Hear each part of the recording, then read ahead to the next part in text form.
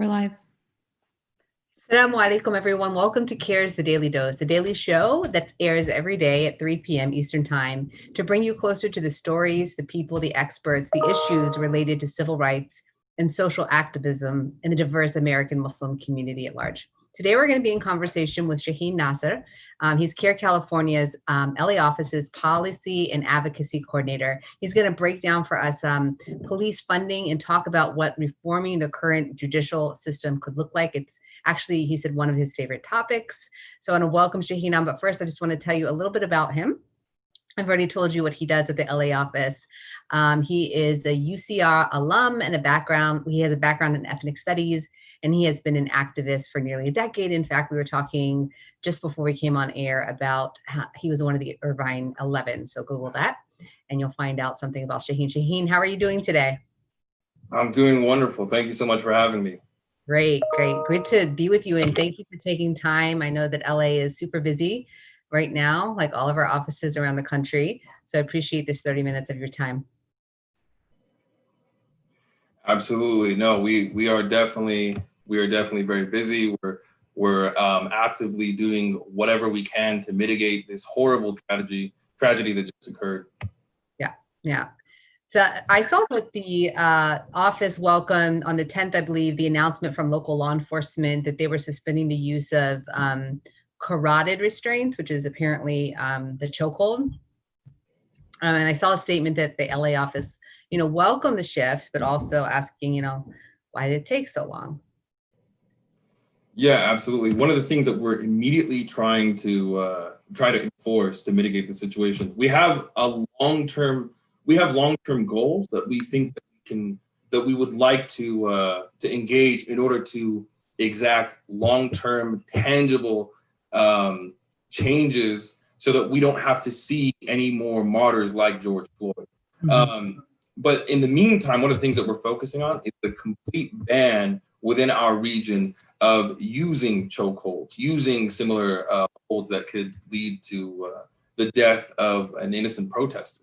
Right. We're going to get into that. I want to ask you though first, your department has offered to donate 500 face masks to Black Lives Matter protest. How do we mitigate or deal with the public health crisis, but also the need to get out there and continue to be activist and raise the alarm? Absolutely. Yeah. So just as you mentioned, those things are not necessarily exclusive. You can have, or not mutually exclusive. You can be an activist. You can protest in the streets, but you can do it in a way that is conscious of preserving others' health as well as your own. So first off, actually, before we even start, let me give my condolences to the family of George Floyd, especially his daughter, for this disgraceful tragedy. No child should be robbed of her father due to a cowardly act. Second, I want to recognize what this is, and that is yet another African-American man martyred by these grotesque policies that we seek to change. So I'm sorry, going back to what you just mentioned, due to pre-existing systemic inequality, communities of color have been especially hard hit by COVID. The things that we've done, we've also sent 250 face masks to the, even though it's outside of our territory, to the Arizona Navajo reservation. But specifically, as you just mentioned, we're also sending 500 face masks to a major protest this Saturday in Los Angeles, so that we can make sure, that on top of securing the civil rights of our African-American brothers and sisters, we can also secure their physical health as best as we can. Great. And are other organizations doing that in the area as well? As far as, to my knowledge, one of the organizations that we're partnered with, AST is the one that has provided us with the face mask. They've been doing a lot of charitable events and giving as many masks as they possibly can to the broader community. If I was in LA and I wanted to protest this weekend, how can I find the station where you all are going to be passing these out if I don't already have a mask? We'll be, I'm sure you can spot me out. I'm putting you on the spot here. It's a little early for that. No, you're good. Okay. To be honest, I haven't figured out the complete logistics, but I'm very loud, very proud, very out of. So I'm sure you'll be able to find me in a crowd. So Okay, great. So anybody in the area or who's willing to travel, get out there. They, CAIR is providing the face masks, the protective gear, so that you can both protest and also, be effective, but also take care of your personal health. So going to rallies and protest, what in LA, tell me about what the environment on the street has been like. absolutely. So anyone who knows me knows that I'm not one to shy away from a protest, but unfortunately, due to a recent injury, I haven't been able to be in the streets yet. But my colleague, Forrest Lee, who was an African-American man who has directly experienced racial profiling by police, he has been active on the streets of Long Beach. And what he's seeing is a very beautiful synergy. We're seeing people of all races, especially a good amount of young Caucasian people who are very passionate about this issue. So that gives me a lot of hope. And these people are largely nonviolent. They're observing the law, but at the same time voicing their concern about the present situation. So you've seen a nice a diversity of people of privilege who are not African-American or African really standing up. You feel like something is changing on the American landscape? Absolutely. I was actually going to bring this up later on in the conversation, but it's a great time to point it out now. Due to the amazing leadership of organizations like Black Lives Matter, they have catapulted something that was traditionally taboo, socially taboo to discuss, something that was considered too radical, to the forefront of the discourse on reforming and fixing the situation with police brutality. Yeah, we're seeing it everywhere now. I mean, it's even in corporate America, right? It was taboo, and they have brought it into mainstream so that more people can access that message, which is amazing. And speaking of, that's what I kind of want to get into. Things start out as taboo. People don't understand them. They hear phrases, words. They make their own assumptions about what that language means. They might attach like negative biases, right, to it, which derails sometimes. But those who start these movements, when they're persistent about it, they stay the course, and they get the message out, it becomes a larger conversation in the society and can really change policy. So that's what I wanted to ask you about today, defunding the police. So this terminology, some people are saying, hey, this sounds scary, defunding the police. It sounds like, a dramatic, huge change from what we're used to. Can you break it down for us? What does defund the police actually mean? Absolutely. And something I want to mention. So this is not necessarily the position of CAIR-LA, but I'm more than happy to explain what that actually means. And so defunding the police, it's just one of the approaches that people who are just as concerned and just as passionate about mitigating the problem of police brutality, people who are just as concerned with that as we are, this is their approach. So defunding the police simply means withdrawing funding from the police as a means of limiting the violence the police can inflict. It means that people believe in alternative law enforcement possibilities outside of the police and their peculiar history. Can you say that last part for me one more time? I didn't catch all of that. Yes. So what I was saying is that people believe in alternatives to the police. Okay. So talk about some of those alternatives for some of our viewers who are listening and wondering specifically what that landscape would look like. Well, that's sort of like, we can chalk that up to, that's something that we can collectively decide if we choose to proceed with that route. But actually, I'd be able to tell you more about what CAIR's policies and what CAIR's suggestions are to fixing this situation. Yeah. So tell us about that. Absolutely.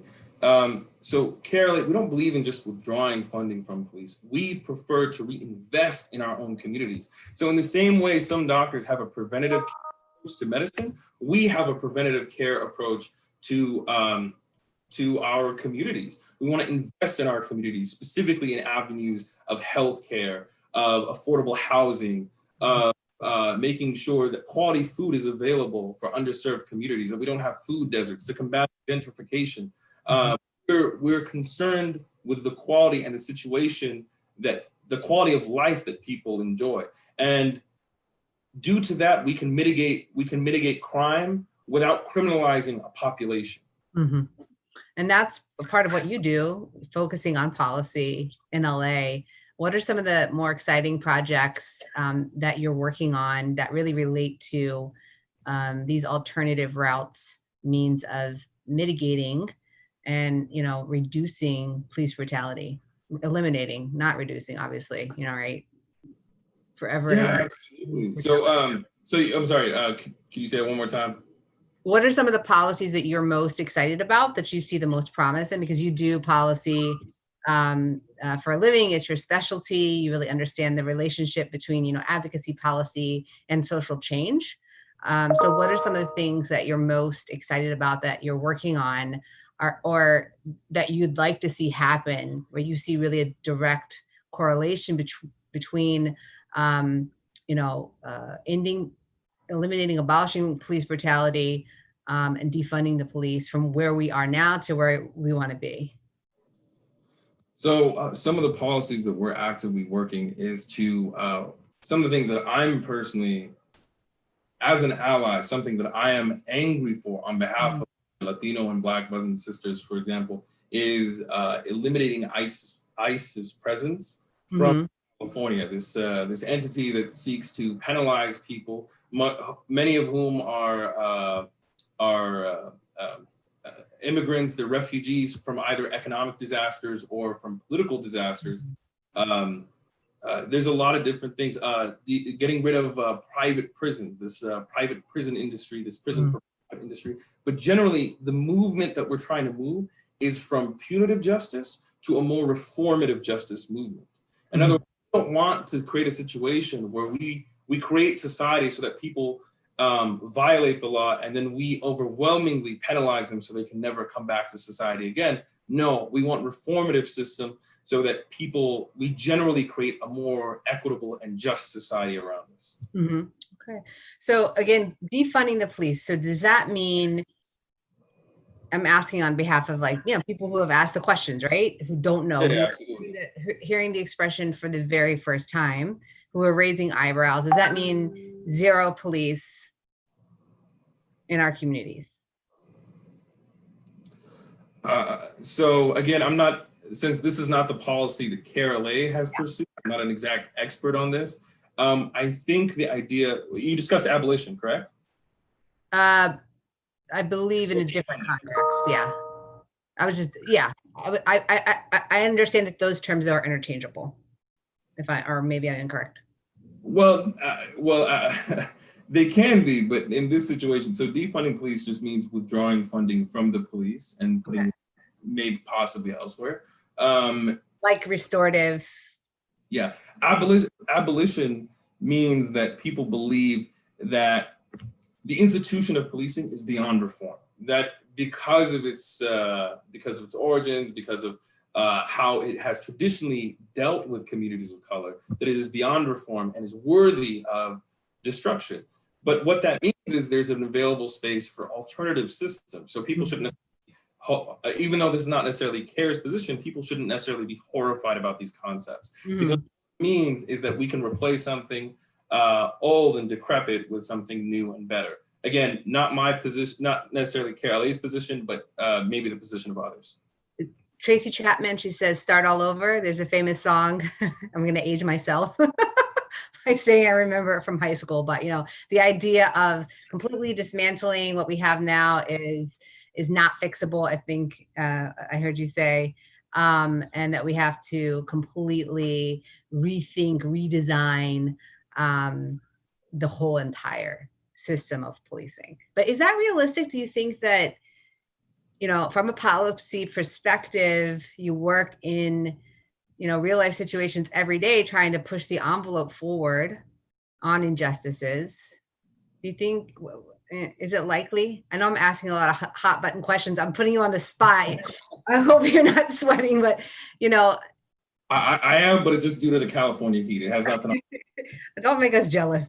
We have like 90% humidity over here on the East Coast. Oh man. I trade places with you right now. But yeah, some people are saying that's not practical. What do you think? What do you say? So just to reiterate, I think that we're politically capable. See, that's the thing. Yeah, one of Stephen Bantu Biko was one of the leaders of the anti-apartheid movement in South Africa. He's sort of like a cross between, like, he's got a little bit of Malcolm and a little bit of MLK from the South African anti-apartheid movement. He has a cool quote where he says that the greatest weapon in the hands of the oppressor is the mind of the oppressed. So the idea that no matter how, we have to realize how powerful we are as people, as organizers, as members of communities. We are powerful and we're capable of any change that we can possibly imagine. So yes, a future without police is possible. Is that the position of CAIR-LA? Not necessarily. I got you. We got you. It's not the position of CAIR-LA. But I'm talking to you both as, I know that you're with CAIR-LA, but also just as an individual. I know that you have suffered personally. Again, you're part of the Irvine 11. You were personally targeted, prosecuted for speaking up for justice. You went through a horrid, terrible ordeal that lasted for months. You were facing jail time, right, for speaking up. So, you have your own experience with mainstreaming, right? Basic concepts of human justice that people think cannot be part of the larger public discourse. So what do you say when people say, and again, I'm not saying I'm saying this, okay, but if people, the naysayers are saying, okay, this is so, where are you going? He's like, I'm done. She's driving me nuts. I'm so sorry for the brief technical difficulty. I had a battery issue, which has thankfully been resolved. Okay. Oh yeah. Totally get it. Unfortunately, so, yeah. I would absolutely love, and I can't tell you how much to wax philosophical about race theory and different ideas of liberation. But unfortunately, as much as I would love to regale you with my personal beliefs, unfortunately, I'm only here in the capacity of representing CAIR-LA. But thank you so much for considering my personal viewpoints. I really appreciate that. Yeah. I should know that, right, as a compliance attorney.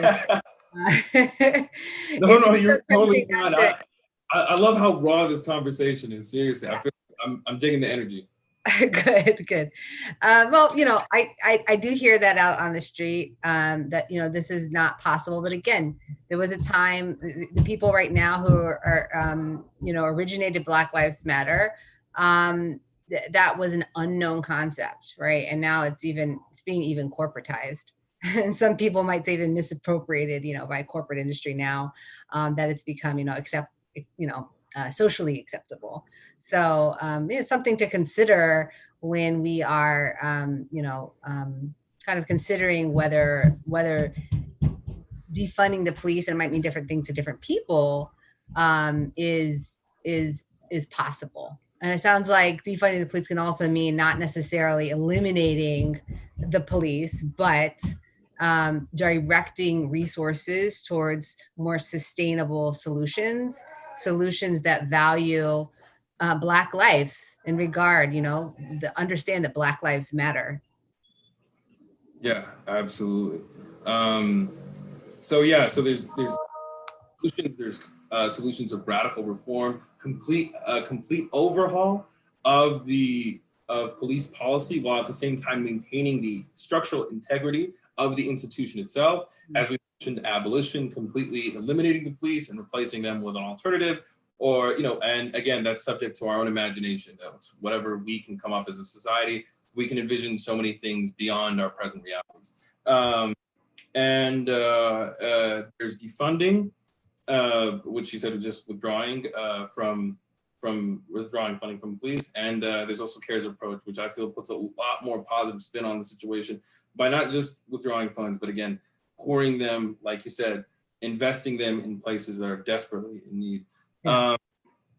Something that I also wanted to touch on is that there's an incredible, this issue kind of highlights this incredible intersection of both, of course, like we should be adamantly committed to fighting anti-Blackness, but one of the very interesting things is there was an intersection of both Islamophobia and white supremacist anti-Blackness Mhm. that predated this sort of particular instance.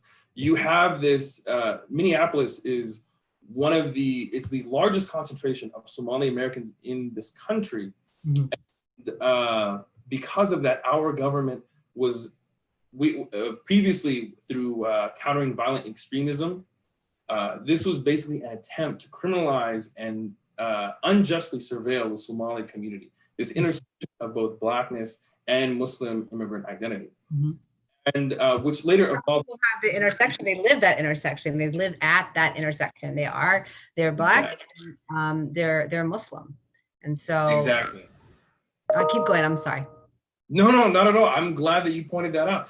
And what's very interesting about this is it demonstrates how this surveillance, this surveillance of the Muslim community sort of fueled this police military apparatus that eventually came crashing down on the violent murder of George Floyd. Yeah, it was. So disparities in police custody, right? And we see disparate practices across jurisdictions. Seeing, the imagery, the way that George Floyd passed from this world, the brutality, the level of menace, right? And just, intentional disregard for his dignity. And the fact that, that was possible, and that the officer himself had been part of investigations in the past. My understanding is for really bad, practices. So, where do you see in terms of policy, federal government, do you think playing a role and sort of, state the police is, part of the state's powers, right? Yeah. At the same time, depending on where you live, right, you can be more or less in danger. 1 in 1,000 African American men can expect, right, will be killed, right, in police custody. 1 in 1,000. It's So hard to wrap my mind around that figure. 1 in 1,000 African American men will be killed by police. How can we deal with this disparity, kind of get on one page, right? Address this from a policy perspective nationwide. So first off, I want to mention, you touched upon it.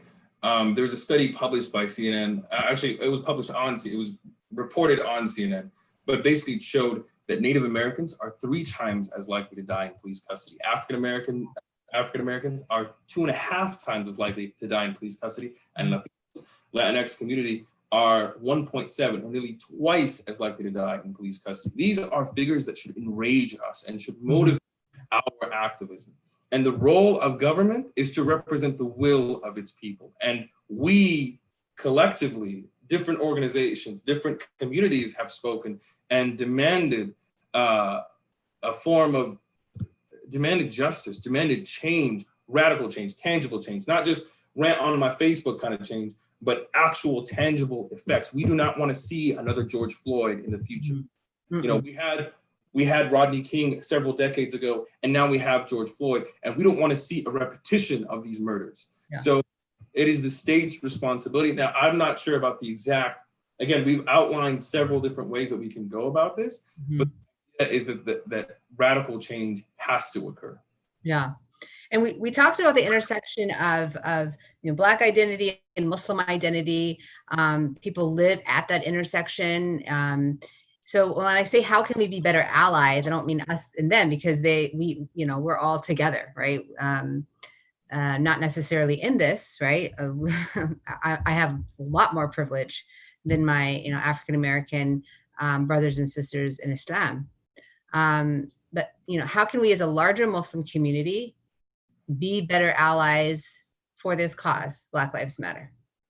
Yeah, absolutely. So one of the things that we should do is to amplify the voice of the Black community. And instead of performative like I mentioned, Facebook rants or whatever you want to do.